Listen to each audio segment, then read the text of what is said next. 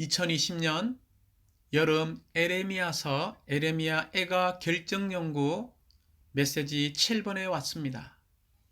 제목은 자애로우시고 자비로우시며 신실하신 여호와, 영원하신 하나님을 암입니다. 이 메시지 7의 아주 중심적인 부담은 첫 번째, 여호와를 아는 것입니다. 이 여호와는 어떤 하나님이십니까? 바로 영원하신 하나님이시라는 것입니다. 이 영원하신 하나님은 자애로우시고 자비로우시며 신실하신 분이십니다. 특별히 우리가 이러한 여호와 하나님, 영원하신 하나님을 알려면 우리에게는 진리와 생명이 필요합니다. 진리는 신성한 빛의 비춤 혹은 표현입니다. 진리는 빛의 비춤이며 진리의 내용은 생명입니다. 생명과 진리는 구별되지만 분리되지는 않습니다. 요한복음 14장 6절에 의하면 하나님의 아들이신 주 예수 그리스도는 생명과 진리 둘 다이십니다. 우리가 공급을 받고 있는 이 시대의 사역의 특징은 진리와 생명이 함께한다는 것입니다. 우리는 메시지 7번에서 이 말씀에 비추어지는 빛에 의해 그리고 우리가 실제로 접촉함에 의해 기록된 말씀과 살아있는 말씀이신 그리스도 안에 계시되신 영원하신 하나님을 알기 원합니다. 메시지 7번은 로마 숫자가 4번까지 있습니다. 로마자 1번은 만군의 여호와에 대해서 말하고 있습니다. 로마자 2번은 영원한 하나님에 대해서 말하고 있죠. 로마자 3번은 이런 만군의 여호와가 곧 영원하신 하나님이신데 이 로마자 3번은 이러한 하나님은 자애와 자비와 신실하심을 가지고 있는 하나님이시라는 것입니다. 그러므로 이 로마자 4번은 우리가 적용해야 될 부분으로서 우리의 몫이신 여호와 곧 영원하신 하나님을 누리고 두 번째는 이 여호와께 소망을 두며 세 번째는 이러한 여호와 하나님을 바라고 앙망하는 사람들이 되어야 한다는 것입니다. 우리가 좀 로마자로 들어가서 더 상세히 보기 원합니다. 로마자 1번은 예레미야는 자주 하나님을 만군의 여호와로 불렀다라고 말하고 있습니다. 우리가 예레미야서 전체를 읽어볼 때에 만군의 여호와라는 이 단어를 80차례 이상 언급한 것을 볼 수 있습니다. 이것은 하나님의 부르심을 받은 신언자 예레미야가 가진 여호와 영원하신 하나님에 대한 특별한 인식이 있었다는 것을 보여주고 있습니다. 우리가 구약 성경을 읽어볼 때에 특별히 이 하나님에 대한 칭호 4가지가 있습니다. 창세기 1장 1절에 보면 엘로힘 하나님을 언급하고 있죠. 창세기 2장 4절에서는 사람과의 관계를 맺을 때 이 엘로힘 하나님을 언급하지 않고 여호와 하나님을 언급했습니다. 그러므로 출애굽기 3장 14절에서는 나는 있다 라고 말씀하셨죠. 또한 세 번째 창세기 17장 1절을 읽어보면 엘사다이 하나님을 언급하고 있습니다. 엘사다이 하나님은 모든 것을 충족시키시는 분이시라는 것입니다. 또한 구약의 마지막 네 번째 대표적으로 18장 1절을 읽어보면 아도나이 하나님을 언급하고 있죠. 이 하나님은 우리의 주와 남편이시라는 것을 말하고 있습니다. 그러나 신약에 와서 우리는 로마서 18장 14절부터 16절에 이러한 엘로임 하나님, 또한 엘사다이 하나님, 아도나이 하나님, 여호와의 하나님이 어떤 하나님이 되셨냐면 나의 아버지의 하나님이 되었다라고 말하고 있습니다. 너무나 주관적이죠. 좀 더 창세기 1장 1절에 있는 이 엘로임 하나님, 곧 그분의 명세 안에서 신실하신 전능자, 곧 우리를 위해 모든 것을 하시는데 전능하시고 그분의 언약을 성취하는 데 있어서 말씀을 지키시는 데 있어서 신실하시다는 뜻입니다. 출애굽기 3장 6절에서 나는 너의 조상의 하나님, 곧 아브라함의 하나님, 이삭의 하나님, 야곱의 하나님이라고 말했죠. 여기에 하나님의 역사가 있습니다. 우리가 구원받았을 때 우리는 다른 계보, 즉 영적인 혈통을 가진 사람들이 되었죠. 그러므로 우리도 여전히 이런 엘로임 하나님, 신실한 하나님, 전능하신 하나님을 체험해야 합니다. 나의 하나님으로 체험해야 하죠. 우리가 어떻게 체험할 수 있습니까? 출애굽기 3장 18절에서는 여호와 히브리인의 하나님이라고 말하고 있습니다. 히브리인이라는 말은 강을 건너는 사람을 말하고 있습니다. 강을 건너는 사람은 분별된 백성, 즉 세상으로부터 분별된 백성이 바로 하나님의 자녀들이죠. 그러므로 우리가 세상으로부터 분별되지 않았다면 하나님은 우리의 하나님, 심지어 나의 하나님이 되실 수 없습니다. 매일매일 강을 건너므로 나의 하나님, 단체적으로 우리의 하나님을 체험하기 원합니다. 두 번째, 이 메시지와 아주 관계되는 창세기 2장 4절에 언급된 여호와, 영어로 to be죠. 또한 출애굽기 3장 14절의 참고 구절로 나는 이다이신 이 여호와 하나님을 언급하고 있습니다. 여호와라는 칭호는 조금 전에 제가 말씀드린 것처럼 나는 있다를 의미하는 것입니다. 이것은 여호와께서 영원하신 분, 곧 과거에도 계셨고 현재에도 계시며 미래에도 영원히 계시는 스스로 존재하시고 영원히 존재하시고 시작도 끝도 없이 영원토록 존재하시는 하나님을 말하고 있습니다. 나는 있다는 그 존재 자체가 자신 외에는 아무것도 의존하지 않으시는 여호와 하나님을 의미합니다. 그러므로 여호와를 떠나서 다른 모든 것들은 존재하지 않습니다. 곧 주님 외에 다른 어떤 것도 존재하지 않는다는 뜻입니다. 그분만이 유일하게 이다이신 분, 곧 유일하게 존재의 실제를 가지신 분으로서 긍정적인 모든 것의 실제가 되시는 분이십니다. 다시 한번 여호와의 이름은 이다이시고 존재하는 것이고 있다는 뜻이며 영원히 지속된다는 것을 말하고 있습니다. 그러나 우리의 이름은 나는 아닙니다. 나는 존재하지 않습니다. 나는 있지 않다라는 것입니다. 곧 우리는 영원하지 않고 유한한 사람입니다. 우리가 만약 죽게 된다면 존재하지 않게 되고 있지 않게 되며 아닌 것이 될 것입니다. 그렇지 않습니까?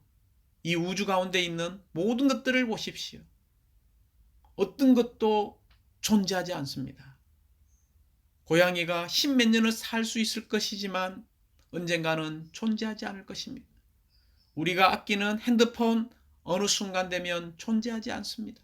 우리가 아끼는 책상이 있습니까? 어느 시간이 되면 존재하지 않을 것입니다. 이 땅에 영원히 존재하시는 분은 오직 여호와 하나님 한 분뿐이십니다. 형제자매님들, 나는 이다이신 여호와 하나님은 모든 것을 포함하신 분, 곧 긍정적인 모든 것과 하나님의 자녀인 우리에게 필요한 모든 것의 실제가 되시는 분이십니다. 만일 우리에게 어떤 필요가 있고 믿음도 있다면 하나님은 점점점 이다 사이에 우리가 필요로 하는 것을 추구할 수 있고 그 필요를 채우시는 하나님을 얻을 수 있습니다. 우리에게 위로가 필요합니까? 하나님이 우리의 위로이십니다. 우리에게 피난처가 필요하십니까? 하나님이 우리의 피난처이십니다. 우리에게 기쁨이 필요하십니까? 하나님이 우리의 기쁨이십니다. 우리에게 견고한 성이 필요하십니까? 하나님이 우리의 견고한 성이십니다. 우리에게 승리가 필요하십니까? 하나님이 우리의 참된 승리이십니다. 우리에게 거룩함이 필요합니까? 하나님이 우리의 거룩함이십니다. 우리에게 길이 필요합니까? 하나님이 우리의 참된 길이십니다. 우리에게 빛이 필요합니까? 하나님이 우리의 참 빛이십니다. 우리에게 생명의 떡이 필요하십니까? 하나님이 우리의 생명의 떡이십니다. 우리는 아무것도 아니고 있지 않게 될 것이고 존재하지 않게 될 나를 부인하고 오직 여호와 하나님만이 유일하게 이다이심을 믿고 우리의 일상생활 가운데서 한 항목 한 항목을 우리가 적용하기 원합니다. 이제 두 번째는 이게 만군의 여호와라는 칭호입니다. 특별히 앞에 만군이라는 단어를 붙잡으시기 바랍니다. 이 만군은 엄밀히 말하면 군대들을 이야기하고 있죠. 예레미야 11장 20절에서 어렵게 판단하시고 속부분과 마음을 시험하시는 만군의 여호와님이라고 말하고 있습니다. 첫 번째, 우리는 만군의 여호와라는 칭호는 능력이 있는 하늘의 모든 군대의 주님, 곧 모든 군대의 대장, 곧 사령관이시라는 것을 말하고 있습니다. 두 번째는 이 만군의 여호와라는 칭호는 강하시고 능력 있으신 영광의 왕이시라는 것입니다. 만군의 여호와의 칭호 세 번째는 승리하시고 다시 오시는 그리스도 안에 체현되시고 완결되신 삼일 하나님 자신을 말하고 있습니다. 네 번째는 땅을 소유하시고 이 땅을 그분의 왕국으로 차지하시기 위해 다시 오실 그리스도를 말하고 있습니다. 다섯 번째는 끝까지 전쟁을 그치게 하고 그분의 왕국의 다스림을 이끌어 오시는 바로 하나님을 말하고 있습니다. 형제자매님들, 영광의 왕이신 주 예수님은 땅을 소유하시고 이 땅을 그분의 왕국으로 차지하시기 위해 부활 안에서 이기는 이들, 곧 신부 군대와 함께 다시 오실 것이고 다시 이 땅에 내려오실 것입니다. 만군의 여호와이신 그리스도께서 나타나실 것이고 그분의 원수 군대를 처리하시고 인간 정부를 멸하시며 땅 끝까지 모든 전쟁을 그치게 하실 것입니다. 오 할렐루야! 그분의 왕국이 이 땅에 출현할 것입니다. 결국 그리스도께서 영광의 왕으로서 민족들 가운데서 높임을 받으시고 땅에서 높임을 받으실 것입니다. 우리가 그리스도의 신부가 되고 그리스도의 군대의 일부가 되기 위해 우리는 매일매일 우리의 영적인 생명이 성장해야 하고 최소한의 영적인 나이에 우리가 이르러야 합니다. 그럴 뿐만이 아니라 우리의 참된 총사령관이신 이 주님의 지휘 아래서 더 노련한 또한 전투원들에 의해서 훈련받고 장비되어 영적 전쟁터로 인도되는 사람들이 될 필요가 있습니다. 그러므로 만군의 여호와 곧 영광의 왕이신 그리스도께서 다시 오실 수 있도록 우리가 매일 머리를 들고서 오래 견디면서 기다리고 앙망하는 신부가 되고 전투원이 되기를 원합니다. 이제 이러한 만군의 여호와가 로마자 2번에 영원하신 하나님이라는 것입니다. 예레미야 애가 5장 19절은 이렇게 말하고 있습니다. 오 여호와님, 주님은 영원히 거하시며 주님의 보좌는 대대에 이릅니다. 우리가 예레미야 5장 19절에서 붙잡아야 하는 것은 하나님의 영원하신 존재와 그분의 변함없는 통치가 있다는 것을 만져야 합니다. 여전히 그분은 이 땅에서 그분의 행정을 수행하고 계십니다. 첫 번째, 하나님의 영원한 존재와 관계되는 오 여호와님, 주님은 영원히 거하시며 라는 이 첫 번째 구절을 만지기 원합니다. 하나님께서 영원하시며 그분 안에는 변하는 것이 없습니다. 하나님은 어떤 종류의 환경이나 상황으로 인해서도 조금도 변하지 않는 분이십니다. 그러므로 하나님은 영원히 동일한 상태로 계시죠. 창세기 21장 33절에서 아브라함은 영원하신 하나님 여호와의 이름, 여기에서 엘 올람을 불렀습니다. 여기 엘은 우리가 알다시피 능력 있으신 분이라는 뜻이고 올람이라는 뜻은 바로 영원한 혹은 영원이라는 뜻입니다.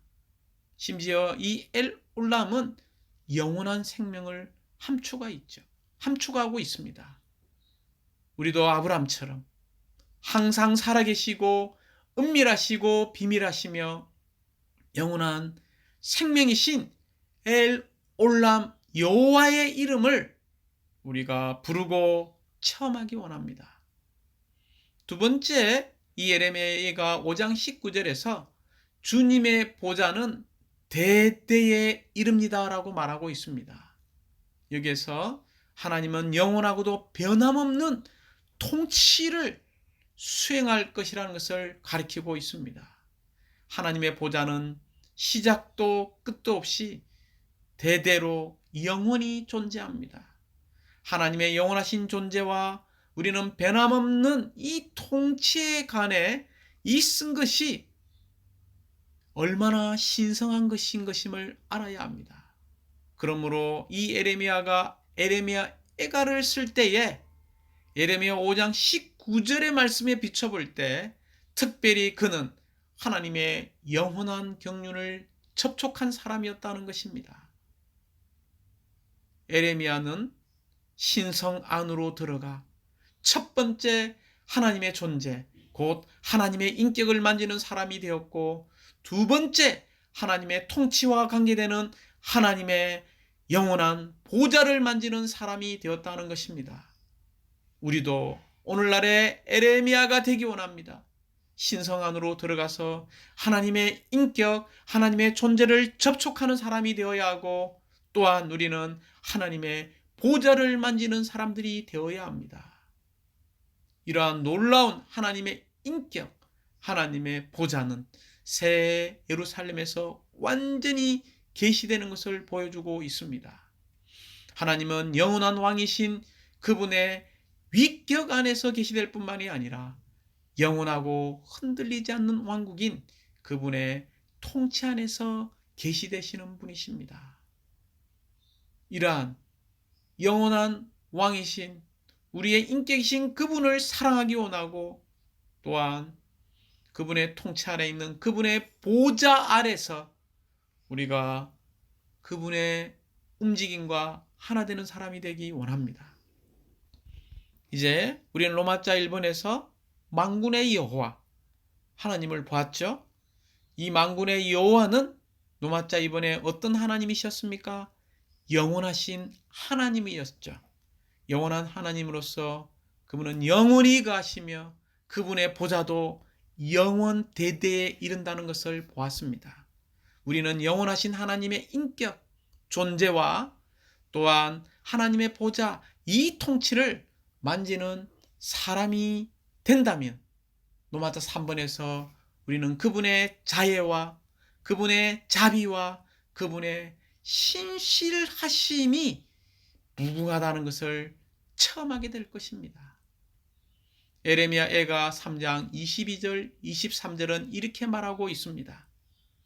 여호와의 자애로 우리가 진멸되지 아니하니 그분의 자비는 무궁하다네. 이것들이 아침마다 새로우니 주의 신실이 크기도 하십니다.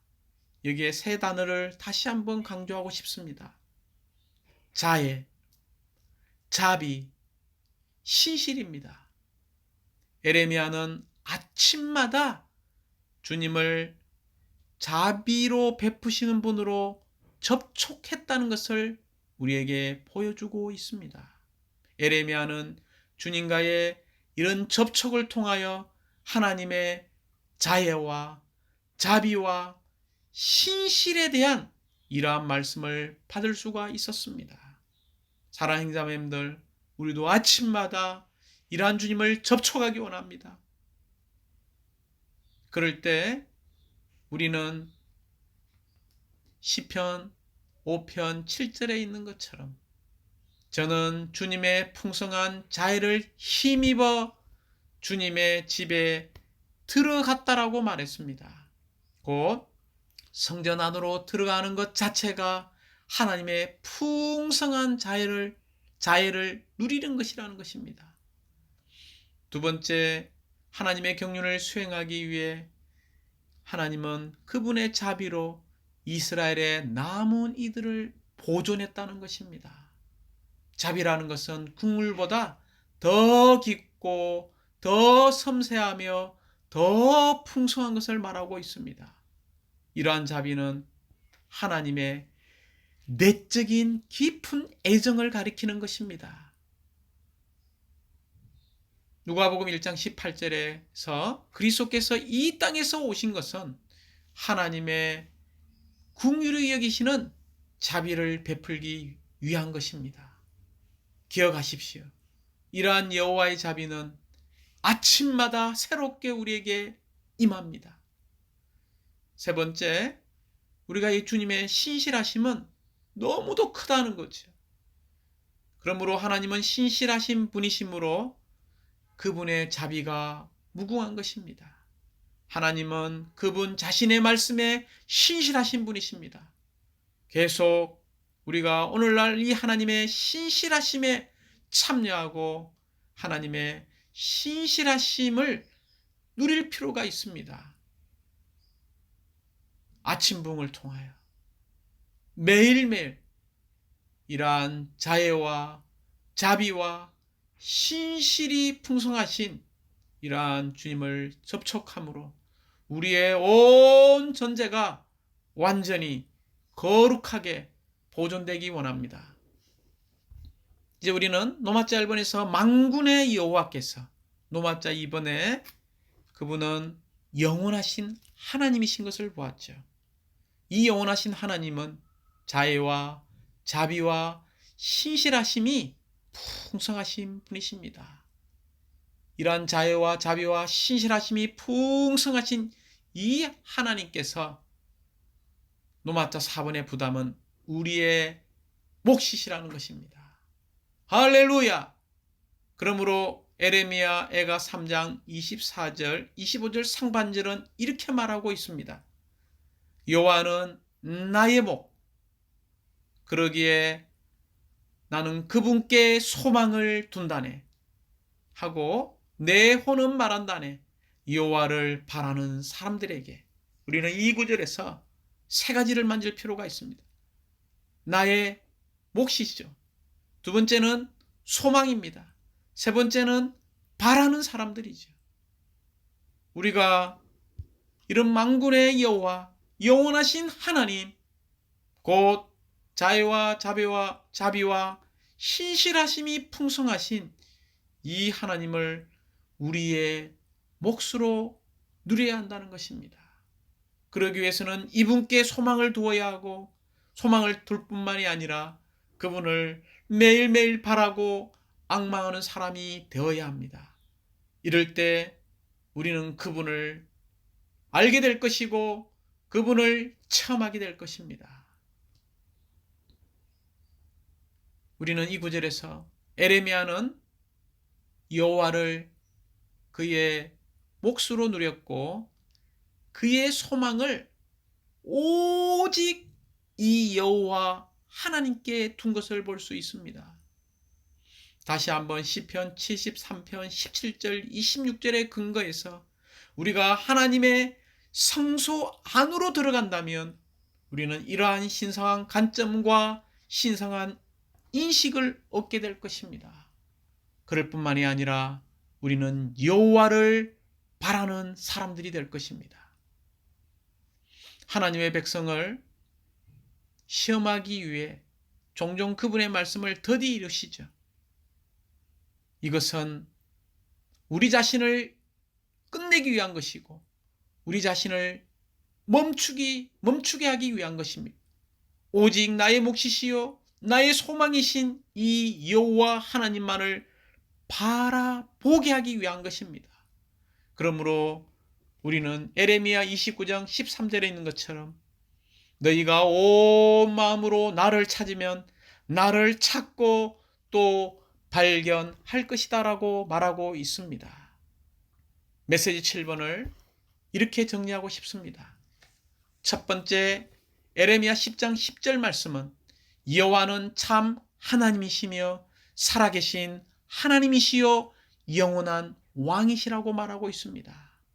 오 참 하나님, 살아계신 하나님, 영원한 왕이신 이분은 에레미야 11장 20절에서 어렵게 판단하시고 속부분과 마음을 시험하시는 만군의 여호와라고 말하고 있습니다. 우리가 이러한 하나님을 알아야 하지 않겠습니까? 에레미야 31장 34절은 왜냐하면 그들 가운데 가장 작은 사람부터 그들 가운데 가장 큰 사람에게 이르기까지 모두 나를 알 것이기 때문입니다 라고 말하고 있습니다. 새 언약의 축복들 중 하나는 바로 이러한 여호와 하나님을 아는 것입니다. 오늘날 신약 시대에 살고 있는 우리는 믿는 이들은 내적인 생명의 법으로 말미암아 이러한 하나님을 알 수 있습니다. 내적인 생명의 법은 신성한 법을 가리킵니다. 이 생명은 바로 모든 것을 포함하신 그리스도 안에 체현되시고 생명 주시는 영으로 실제화되시어 그분의 선민의 모든 것이 되신 삼일 하나님이십니다. 이 생명의 법 안에는 하나님을 알게 하고 그분을 살게 하며 그분의 생명과 본성 안에서 그분으로 조성됨으로 그분의 증가와 확장이 되게 하고 그분의 충만으로서 그분이 영원히 표현되게 하시는 신성한 영향이 있습니다. 이 어떠한 축복입니까?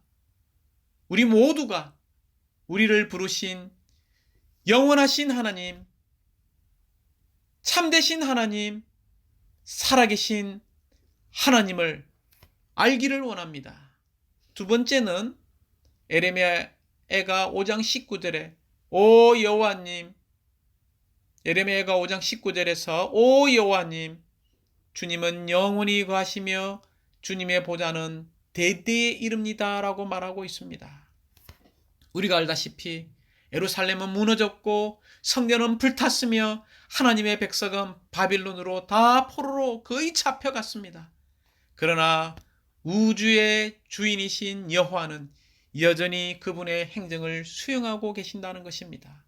하나님은 불변의 상태로 계시며 어떤 종류의 환경이나 사항으로 인해서도 조금도 변하지 않으시며 그분의 보좌는 대대로 존재하며 영원하고도 변함이 없다는 것입니다. 세 번째는 우리가 이런 여호와의 자비, 자애, 주님의 신실하심을 우리가 체험할 필요가 있다는 것입니다. 에레미야가 3장 22절, 23절을 다시 한번 들려드리고 싶습니다. 여호와의 자애로 우리가 진멸되지 아니하니 그분의 자비는 무궁하다네. 이것들이 아침마다 새로우니 주의 신실은 크기도 하십니다. 여호와는 에레미야에게 나타나셔서 내가 너를 자애로 이끌었다라고 말씀하셨습니다. 여호와의 자애는 보배롭고 영원하며 하늘보다 높고 하나님의 건축물에 모퉁이 돌이신 그리스도를 이끌어옵니다. 우리가 알다시피 이스라엘 백성은 철저히 패배했지만 하나님의 자비로 말미암아 이스라엘의 남은 이들은 그분의 경륜을 수행하기 위해 보존되었습니다. 자비는 하나님의 사랑하는 본질로부터 기원한 하나님의 내적인 애정을 가리키며 그리스도께서 이 땅에 오신 것은 하나님이 긍휼히 여기시는 자비 때문이라는 것입니다. 그러므로 예레미야는 여호와께 주님의 신실은 크기도 하십니다라고 말하였습니다. 하나님은 그분 자신의 말씀에 신실하십니다. 신실하신 하나님은 우리를 그분의 아들의 교통 안으로 부르셨고 계속해서 우리로 하여금 그분의 신실하심에 참여하게 하시고 누리게 하신다는 것입니다. 마지막은 에레미야가 3장 24, 25절에 있는 말씀입니다. 여호와는 나의 목, 그러기에 나 그분께 소망을 둔다네 하고 내 혼은 말한다네. 바라는, 여호와 하나님을 바라는 에레미야는 여호와를 그의 몫으로 누렸고 그의 소망을 자기 자신이나 그 외에 다른 어떤 것에 두지 않고 오직 여호와께 두었습니다. 아침마다 주님을 접촉하고 우리의 모든 소망을 그분께 두며 그분을 바라고 그분의 이름을 부릅시다. 마지막으로 우리가 이러한 여호와 하나님, 영원하신 하나님, 참되신 하나님을 바라보는, 앙망하는 공과를 배우기 원합니다. 영원하신 하나님을 바라는 것은, 앙망하는 것은 우리 자신을 끝내는 것을 의미하고 있습니다. 즉 우리가 우리의 생활과 행동과 활동과 더불어 우리 자신을 멈추고 그리스도 안에 계신 하나님을 우리의 생명과 인격으로 받아들이는 것을 말하고 있습니다. 할렐루야! 이러한 여호와 하나님을 아는 믿는 이들이 되기 원합니다. 자애로우시고 자비로우시며 신실하신 여호와, 영원하신 하나님을 이번 한 주 동안 이 메시지를 추구함을 통해서 더 알고 더 체험하는 한 주가 되기 원합니다.